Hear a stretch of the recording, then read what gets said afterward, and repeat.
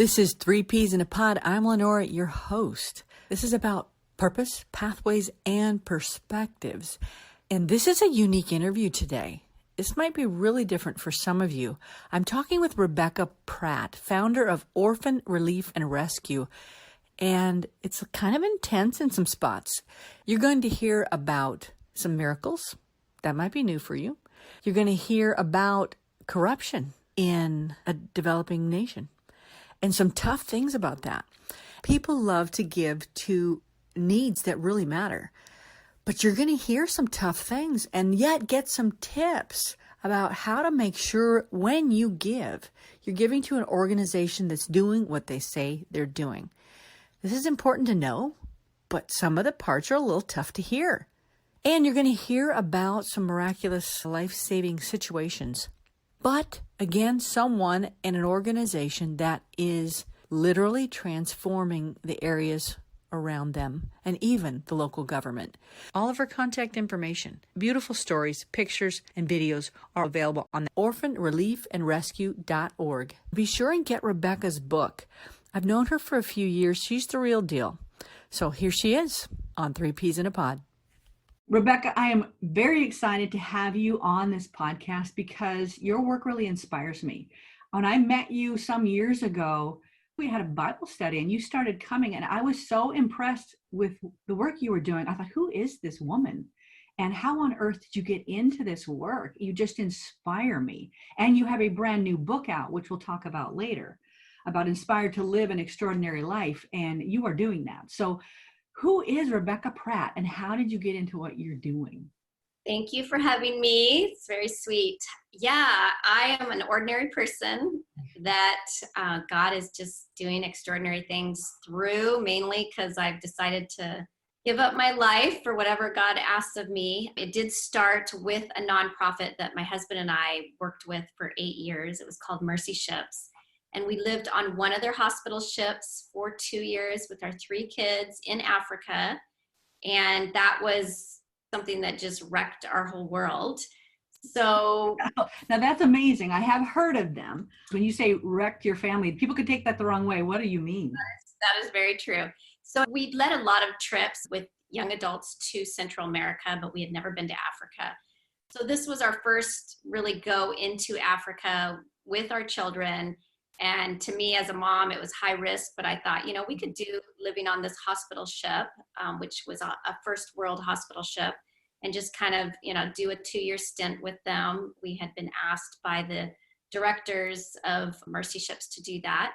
So we went, and what wrecked us was seeing all of these kids that literally were dying around us. And a lot of them were just hungry kids. And so we thought, well, we could feed hungry kids. So on the weekend, we were support staff on the ship. And so on the weekends, we could do whatever we wanted.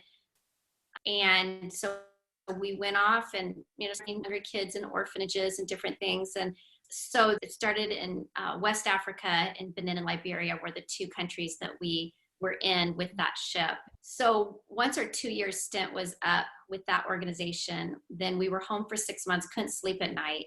And we knew God was waking us up every night, just, remembering the kids that we just felt like would die if we didn't go back to help them. We knew their stories, we knew their situations, and we knew that we were the ones keeping them alive when we were there, and what's going to happen to them if somebody doesn't intervene into their life. They have no future.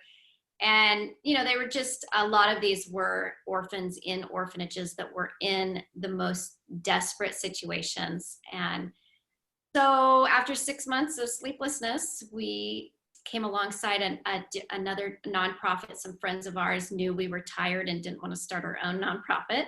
So they helped us come alongside them, and they said, just come under us.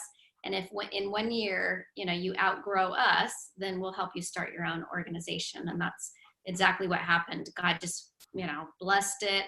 And we just grew extremely fast. And so started our own nonprofit, which is called Orphan Relief and Rescue. And that was in 2007. So 13 years ago. Wow. And we've worked alongside the governments in both of these countries, the social welfare offices and the Ministry of Labor, which works with the anti-trafficking groups, anti-trafficking rings that happen in these countries. So we just really got in working very closely with the government to know exactly what the country issues were and how we could affect change from the top down, as well as we were doing, hands-on with the actual kids that were dying. And we started the organization specifically to help the children that no one else was helping, the ones that were in the most desperate situations that would most likely die if we did not intervene. And we didn't want to be another orphan ministry, because there's so many of them that are doing great things. Why duplicate what has already been done? But this was the hole that we saw, was literally the ones that were dying, that were in so complicated of situations that people didn't know what to do with them. Governments didn't know what to do with them. Orphanage directors didn't have the resources to help a lot of these. And so it really was to the most desperate kids that we started with. Well, and that's one thing that amazed me about you is I thought, okay, this person that I came to just adore and admire, and thought, okay, you and your family and those who've gathered with you are really facing, you picked two of the probably poorest countries pretty much in the world, and you're dealing with the toughest situations. That's what I just went, how do you even do that? And I know, again, you talked about what inspired you to make the difference, but some people can take the approach that there's so much need. How could I make a difference? How could what I do make a difference? How could it matter? And you've believed you could matter. It could make a difference. Why take on the toughest areas and the toughest problems?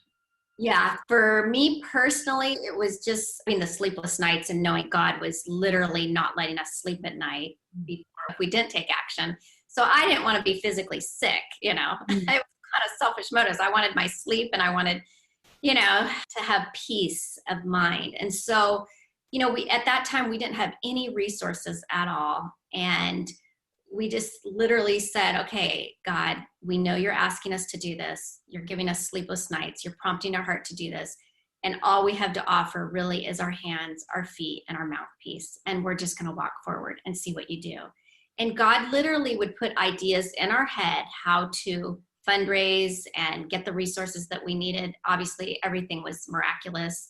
We only had $3,000 in hand when we started our office in Liberia, which was ludicrous. Our financial friend was saying, this is impossible. This is not going to work. I don't know what you're doing. Why are you going with only $3,000? And we literally said, because God's asking us to, and we could totally fall on our face, or God's going to just do the miraculous. And so we took a team of 4 young adults. They were all in their 20s, and they all just were ready for an adventure, but they really surrendered their life as well to this mission and to what God was asking of them. And so they were our first 4 founding team members. That they were from the West here that we started, and then we hired Liberians to implement the work alongside them with the government. And yeah, just miracle after miracle, hardship after hardship. And we didn't have our own vehicles for about a year and a half. They just took taxis everywhere and, did the local thing. But yeah, God did miraculous things over and over again. And my first book, Inspired to Action, really walks people through that process of the miracles that really founded this organization. And yeah. Do you want to tell one of the stories early on that was that example of a miracle? People do say that kind of stuff, God did this, and people go, well, actually you were creative, or you did this. And I am a person of faith, but I wanted to share, what is one example of something early on, and one of the kids maybe, or a story of a rescue? Yeah, so the biggest hardship was not having our own vehicles. So the taxis that we would rent would always break down. I had set up all these government meetings. We were always late because of a breakdown or flat tire, or, nothing was reliable. And I had rented a vehicle, and it broke down the day before I was having this really important, it was a vice president meeting that I had of the country. And I literally was like, one night I just cried out to God. I said, God, I am so tired of not having money and having this hardship.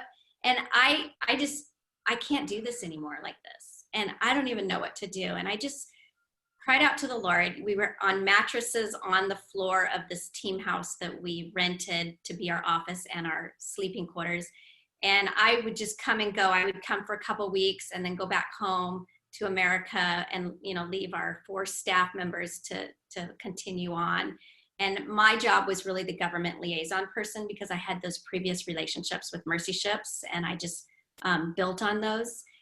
So that next morning, I had a call from one of the orphanage directors, and I was just spilling my woes to her, saying, just pray for me. I'm just having such a hard time. This is what's going on. And she said, Rebecca, I'm going to believe with you. I'm going to pray with you about this.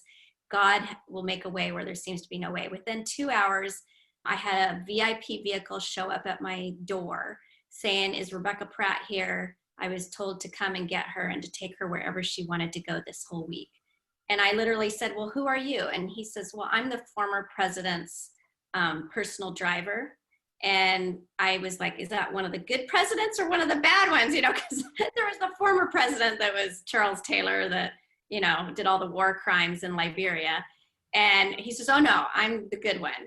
I worked for the good one. And I was like, oh, okay. So literally, yeah, it was the former president that took over for Charles Taylor when Charles Taylor was basically banned from being president anymore and, kicked out of the country for war crimes and everything. And so this president, former President Blah, took his place, and this was his driver that came to pick me up to take me wherever I wanted to go for the week.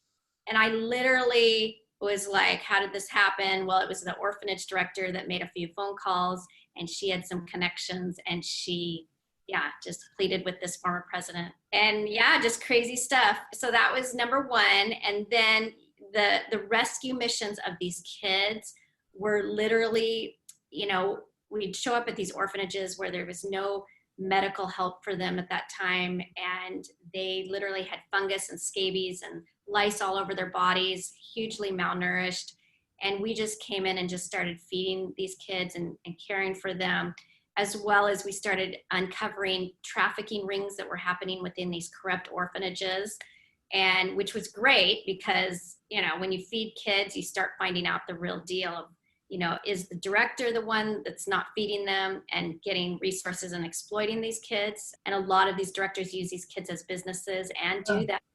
And they just literally get money from the West, and then they, spend it on themselves, not on the food.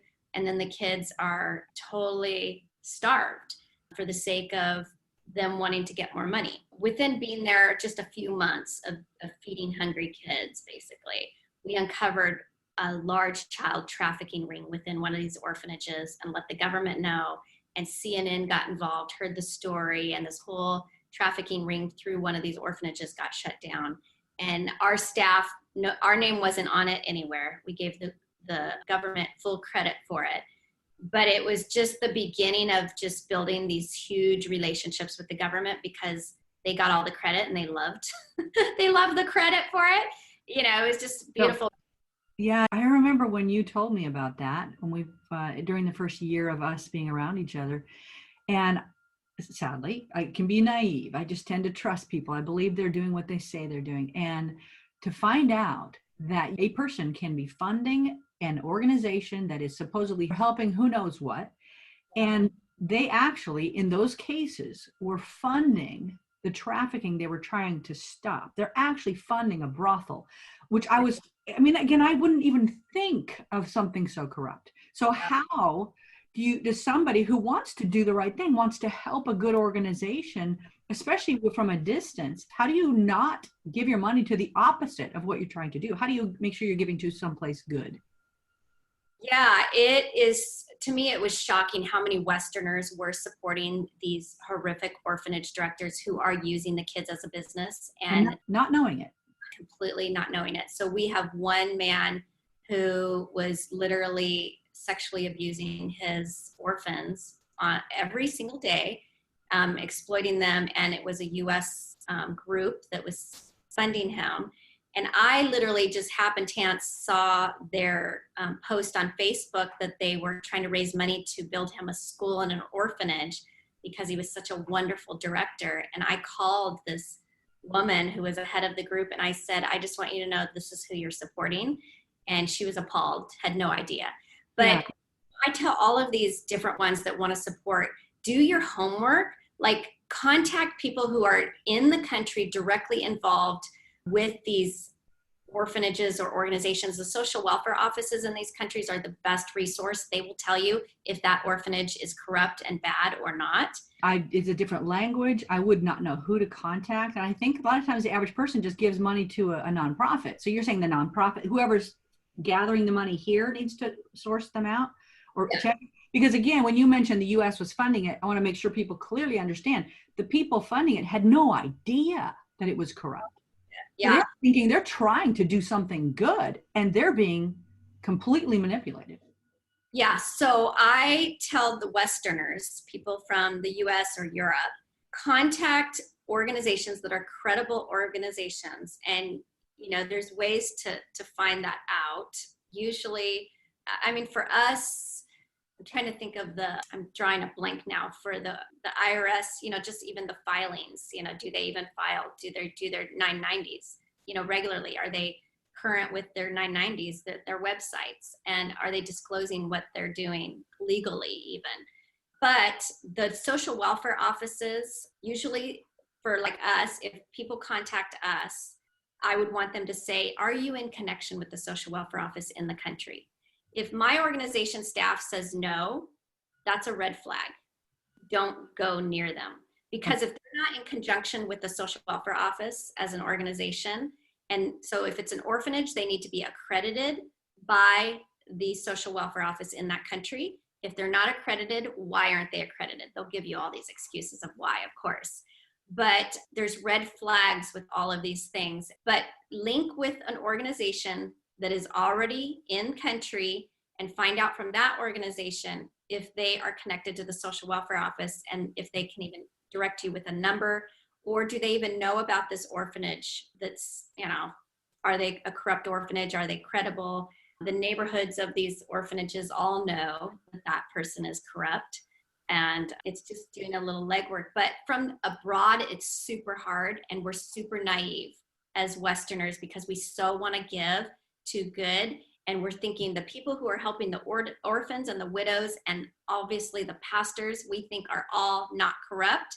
But I would say 80% of them are all corrupt. Okay, you just said 80? Yeah, 80%. We've only found about 20% of the pastors as being credible, honest, no selfish motive, not using their church as a business. And that goes the same with orphanages and organizations. It's a little different. It depends if it's a local organization or if it's a foreign organization. Foreign organizations usually start out very good, and it depends who they have working for them. If they have a lot of the nationals working for them, I always ask, are those nationals, you know, do you do police reports with them? Are you connected with the social welfare office? Are you connected well with the reputable government people, you know? Yeah, there's so much corruption. I've never seen so much corruption in all my life as doing this kind of work. Wow. Okay. See, this is going a little bit different than as far in this area than I thought, because I am one of those that's pretty naive. I do know I've become aware of some organizations, they do the vetting. So if you're going to donate internationally through them, they vet the organizations before they're allowed into the group. And I think once a year they're somewhat validated, but that's just come up in my mind because of our conversation. So I don't have that. I'll try to find that and put that in the podcast notes. But wow, Rebecca, that's hard to believe, but you're in there doing it. Now, I would assume different parts of the world have more of an issue with that than others. Am I wrong there too? So developing countries, this is kind of a norm for developing countries. I would say I'm pretty much an expert now in Africa because I've worked there now for 15 years. And I've worked with the governments and I've worked with so many nonprofits and local organizations and all that. So I've seen the corruption firsthand. I've seen how difficult, I mean, when we first started this work, we just were working with pastors that we just thought were honest because they had the pastor title. And every single pastor we worked with in those early years were corrupt. And Well, I suppose because you can take that title, which is a trusted word, because I've known many great pastors and know many very wonderful pastors. But if you take that word that people do trust, that's probably one of the easiest things. So I don't want to dog the pastors. It's like you take this thing that's trusted and you can hide behind it and twist it. Yeah. So yeah. And there's amazing pastors, like the 20% that you find, you hang on to for dear life that aren't corrupt. And those are the ones that we get all our staff from. Those are the ones that we get our cultural advice from. And those are the ones that are actually our foster parents for kids that need foster homes. So, there are amazing pastors, godly, amazing, non-corrupt pastors, but they are very hard to find and they are not the norm in Africa. So I say the other ones there's like the wolf in sheep's clothing. It's like they're not actually pastors. A pastor is a shepherd. You guide, you help, you protect. Your whole thing is to feed and care for, quote, the flock, the sheep. A pastor, a shepherd. So these are people using that title because it's a trusted title and actually using it for the opposite of what a pastor ever would be. That is not a pastor. It's an abuse of the term. Yeah, and a lot of orphanage directors, same thing. Wow. And a lot of them are the pastors that start an orphanage in their church. And so they're using dual title. Because they know the people will give to it. Wow. Okay, this is tough. This is putting a lot of stuff out here that's harsher and bigger and worse manipulation than I thought. So again, you want to make sure that you check on the organization. Don't just give your funds. Find out that it's reputable, the funnel to it, and that they have some way to check and balance the organization they're giving to in the local area. And part of the way is, are they connected to the local social welfare office? Are there numbers to contact? And I'm repeating with some of what you said. Is it the information public? Are they filing? Because there needs to be legitimacy, not just a nice term. Yeah. There's an organization in another part of the world I know reached out to me, and I really wanted to give, but I thought, I have no idea if this person is credible. Yeah. If they are, I want to give. It almost pained me not to do something to help, but I thought, I don't know if I'm funding the opposite. And since I cannot validate this, I'm going to opt no, because I know there's too many people I know that are doing good things, and I'll stick with those. Thank you for bringing up. It's important to have some very basic checks and balances and that they're doing it well. If you don't mind, I want to shift to some of the stories of the work you have done, because I personally know you, which people may or may not know me that are listening to the podcast, but I've seen the stories. I know some of your staff, your consistency, how honest you are, and the types of things that you have faced, and you have valid feet on the ground and information, and you've built some actual government relationships and seen some things turn around, even the village mentality in some local areas that has gone from people that, because they didn't have food or whatever, would actually sell their children for like the equivalent of $20. Tell me if I was wrong on that. And you've helped shift that entire belief system and the value of the human, their own children. So that's, again, a huge things we're bringing up here, but you want to talk a little bit about some of your impact. Yeah, so we work in the largest child trafficking villages in Benin, and we work in partnership really with the government in this anti-trafficking work. We were asked by one of the most powerful judges in the country, who is rescuing kids from the border of Nigeria, 12 to 18 kids at a time. He's the one that personally asked us if we would please get a team into these villages to see if we could curb the trafficking. So by faith, we just thought, okay, we don't know how to do that, but we'll just walk forward. And so we put a team of Beninois staff together, and they, for 6 months, just learned what was happening. Friendship built over in that area. And so they found out within 6 months the next kids that were going to be trafficked, why they're trafficked, and who's trafficking them. And then they put a plan together to rescue these kids. So basically it's parents who usually have lost a spouse, or they've taken in an orphan relative, and to survive, because they can't feed all their kids, they will sell 1 or 2 children into the trafficking world. And the trafficker promises them $20 up front, and then usually $100 a year is promised to them. They usually see that $100 for the first year and then nothing after that. but the relative or the parent alive just says, well, at least I don't have another mouth to feed, and I already got a little bit of money for that child. So they don't ask questions from that point. So these kids are just in the thousands, US State Department. The last actual study they did wasn't in 2006 was the last official study they did. But in that year, they said it was 40,000 children were recorded trafficked that year. And there was only 8 million people in the country at that time. So the statistics I know are better now. We're doing a lot to curb that. But it's still, the magnitude of trafficking is incredible. And it is for survival. So what we do now is we intercept the children from being sold through our anti-trafficking team and usually a chief of the village and social welfare office. We put that child into school and into a feeding program, and we help the parent or the relative on a microfinance program that we had so they can start a business and start providing for their own kids. And we are seeing huge results. And through that microfinance program, they come to mandatory meetings once a week. They're learning about business. And then we have an elective part of the meeting where they can learn about this God of love who values life. And huge transformations are happening through that. So now this whole culture shift, we've been in these villages doing that specific work for almost 8 years now. And it's now not acceptable to literally sell your child. So now they're doing it in secret if they are going to do it. Because when you say it's not allowed, you meaning they're not allowing each other because you couldn't control that. What do you mean? So it's illegal technically to sell your child, but it's, there's no, like the traffickers, there's a 2-month sentence for traffickers. So they get a slap on the hand, basically. And so, so we have been able to literally make it not look good anymore to do that, or not acceptable anymore to do that.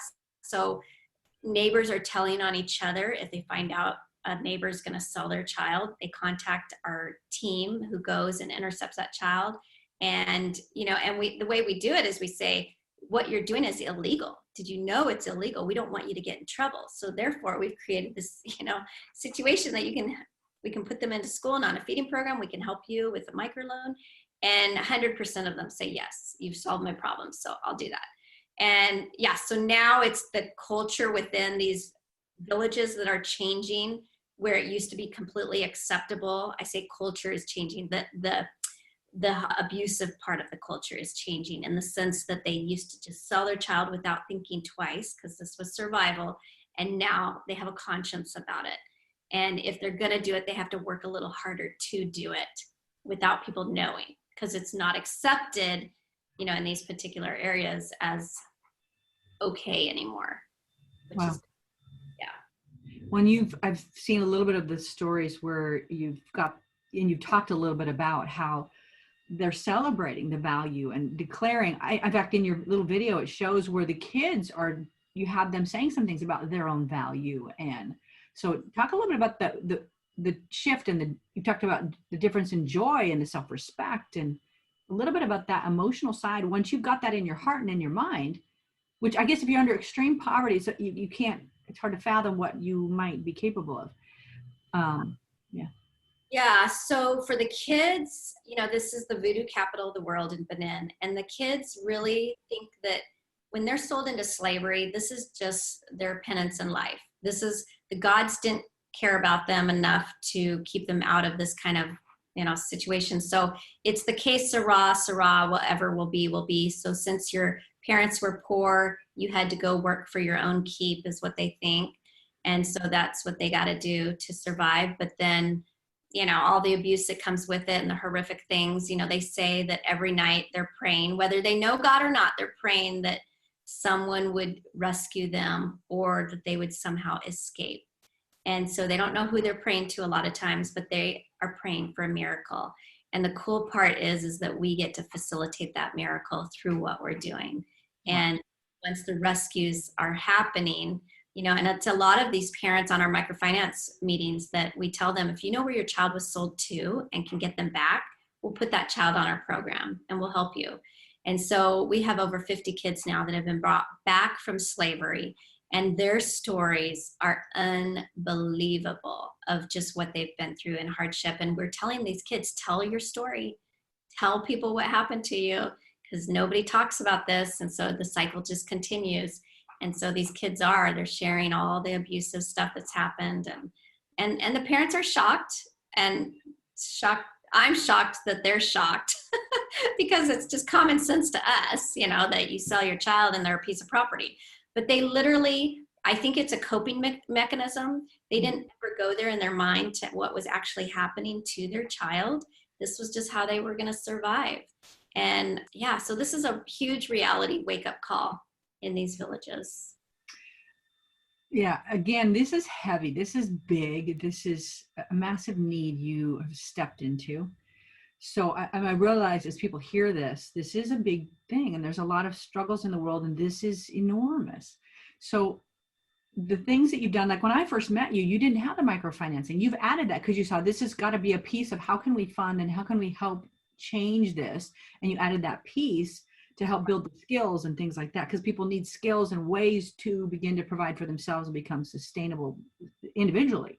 So gosh, how can people get involved with you that say, man, I care about this? Because I know there's so many different needs. People can't do everything, but there are people that will absolutely want to do what you're doing, help you. Maybe they don't want to do it, but they want to say, gosh, can I help her do this? How do they connect with you? Yeah, so they could go to our website, orphanreliefandrescue.org. There's lots of information on the website. I've actually got 2 books out too. So Inspired to Action is my first book. Inspired to Live an Extraordinary Life Even Through Difficult Circumstances is my second book that I just published August 1st. And yeah, these are great books for even your own life, of just your encouragement, seeing how big God is and just challenging you in your own heart. But yeah, these are great entrances into finding out a little bit more too. But if you're just a quick, I want to give a quick donation or, something, because everything we do is through donations. It's through people like yourselves who are listening. And we can't do this work without people like yourselves. And so as you help us, we help them. And then what's cool is that they're in turn helping others. They're bringing kids back from trafficking. We had one of the largest child traffickers come to the Lord about 1.5 years ago, and he's one of our greatest advocates now, helping us rescue kids. And just crazy, beautiful things are happening with the locals themselves, just turning around and helping their own. And these kids that are rescued from slavery on apprenticeship programs are graduating from those programs, and then they are hiring apprenticeships in their businesses. And it's just beautiful how the cycle is just giving back. These kids are giving back to help others that have been harmed and hurt like they were. So it's beautiful. Now, how many different orphanages now are you involved with? So none of them are in our name. So the ones in Liberia we just help them get up to certified conditions, help them get self-sufficient. And we are just helping those kids with their education financially. And in Benin, we have a safe home, a children's safe home orphanage that we partner. So we founded it, and then we basically put it into a friend of mine's organization. So it's her orphanage safe home, and we fund it through our child sponsorship program, and we're helping those kids age out well as well. But it's our children's safe home. So we claim it as, ours, but it's a partnering one. So nothing's in our name except for the actual offices of our organizations, because we really want the locals to be the ones running these things, and that this is their mission, and we're just coming alongside them and helping them forward. Okay, so I know you've raised money for the food in the past. You've raised money for all the different pieces and parts and the microloans and things like that. So when people are giving to your organization, it's going to all those different things, those specifics? Yeah, so the anti-trafficking work, it cost us $35 a month to keep a child rescued, to feed them and keep them in school and help their relative on the microfinance program. It pays for our staff who are doing those programs. So $35 a month, $420 a year is for one child to take care of. And we have 258 kids that we are feeding every single day on that anti-trafficking program. We have 61 kids, actually 57 kids now. No, we probably have 61 again. I think we just got 4 more. So we, in our orphanage safe home, have those kids fully, taken care of with their 3 meals a day, schooling, and their daily things. And then the education of the other kids, like in Liberia, those are through child sponsorships. I know that and more. A lot of the videos, more information, and some of the specific stories is on your website. As we get ready to close this out, do you want to pick a story? I know you have many. Story that's just an amazing transformation, or something, whether it's one of the little ones or a little bit older, that you want to share? Yeah, so one is a little boy named Albert, and he's like our greatest before and after story. His parents had died. The relatives didn't want an extra mouth to feed, and he couldn't speak. So people were wondering, like, is he special needs or is he actually demon possessed, because it was the voodoo area where he lived. Probably 4 or 5 years old, very young. Social welfare alerted us of him, that he had been wandering around in the neighborhood, kicked around, and he would probably die if we didn't help him. They didn't have the resources to help him. They had no home for him. So we put him in a foster home, really to save his life. And within 3 months of me visiting, I literally didn't recognize this boy. He was catatonic when we first met him. His eyes literally looked almost rolled back into his head. And you just wondered, like, where is he? He's gone. He's lost. And within 3 months, what the doctor said is that he had a tongue tie. So he just needed the underside of his tongue snipped, a free movement of his tongue. That's the only reason he didn't speak. And he was abused so severely that his mind wasn't okay. So 3 months of being in a good foster home, full of love, he is talking, singing, completely different. It starts attending school. Now we've had him for 3 or 4 years on our program, and he's the top of his class. He's incredible, and it's shocking. So that's story number 1. Second story is one of the girls who came back from slavery. She had been a slave from 12 to 17. Her parents had 5 kids, couldn't feed them all, so she had to go work for her own keep. So her mom was on our microfinance program, brought her back.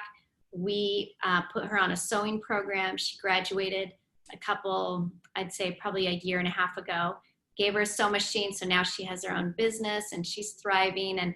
But her story is one that we used over and over, of just what happens when they're in slavery in the villages, because she had the story of 5 years as a slave, and it was unbelievable what she went through to survive. And the people who bought her weren't feeding her, so she would have to go in the city at night to befriend men so that she could eat.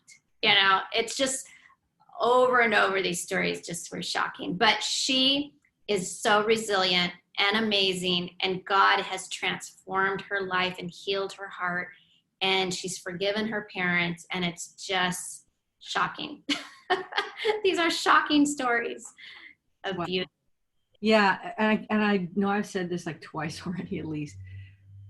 I'm humbled when I look at your work and hear these stories, because you've stepped into some of the most difficult things that you can step into. I applaud you. I appreciate you. I love you, my friend, but I also highly respect your work. I know I've given in the past, and I will be giving again. And I tell you, if you're listening to this and you want to be a part of this, Rebecca's the real deal. Can they look at, what can they do to make sure your organization is real? Because they may or may not know me. Yeah, so GuideStar is on the website that you could go to check out people's IRS filings, if they're current or not, and you can see their 990s. And it's just a good way to check out organizations to make sure they're even doing their filings. That's step number 1. If they're not doing their filings, they're probably not doing a whole lot of other things. But yeah, that's a good way to know. 2 other entities really in America that keep us accountable here in America. One is called the ECFA, the Evangelical Christian Financial Accountability Group. Okay. Sure that your filings are current and that your accounting system's good, and that you have honest practices within your organization. And then the other one is, it's CAFO. And you can see it on our website. There's 2 that say financial accountability. For us, we've been with the ECFA, the Evangelical Financial Accountability Group. They're very strict. with us, but we like that because we have nothing to hide. And so, yeah, they don't take anybody on their program unless you're credible. Okay. Well, thank you so much. And if you're listening, you'll want to get her book. I think that's another way. Besides that, you're going to love it. I loved your first book. I am getting your second because I remember going, man, and I know her. She's amazing. So, and the just amazing stories within it. But that also helps you, I'm sure, with the work. So go to her website. But Rebecca, thank you so much for what you do. And thank you for being on the podcast. As we're finalizing this interview, is there a final thing you'd want to say to our listeners as we wrap up? Yeah, I mean, for me, my greatest thing is I love to see people come into their own giftings or just understand their own giftings of what God's asking of them to do each day. And, my first book talked a lot about that when we say yes to God, the promptings that he prompts our hearts to do, then we're literally activating God's perfect will to be accomplished through our life. And if I've learned nothing else throughout these years, I've learned that God uses our human involvement to accomplish his perfect will. And, when we pray, when we take action along the lines of God's perfect will, that's when redemption, rescuing, and restoring happens every single time. That is so beautiful and so worth all the trauma that you go through in the process of helping others, because it's not easy. It's I call it the drudgery, but the beauty comes through the drudgery. And and the work and the fruit of what God asks us to do is always incredible on the other side. I know you've been taking very practical steps at the beginning, the simplest things, and saw the most amazing results. And you just kept taking steps. And now you're changing entire villages and impacting governments. God's doing that, girl. Yep, he's using you. So trust me, it's a co-labor because it wasn't happening before you got involved. So we have to get involved and work with them. But yes, I do know what you mean. But he's using you. Everybody who's partnering with you. Yes, for sure. Team effort, for sure. Thank you. You're very welcome. Thank you for listening. Tell me what you thought about this one. If you'll send me an email, you can get my contact information, my email information off of LenoraDiane.com. The link will be in the podcast notes. And please be sure to subscribe to this podcast. And if you're willing, let me know topics you'd like to hear about as we talk about discovering purpose, connecting pathways, and pondering perspectives. Have a great week.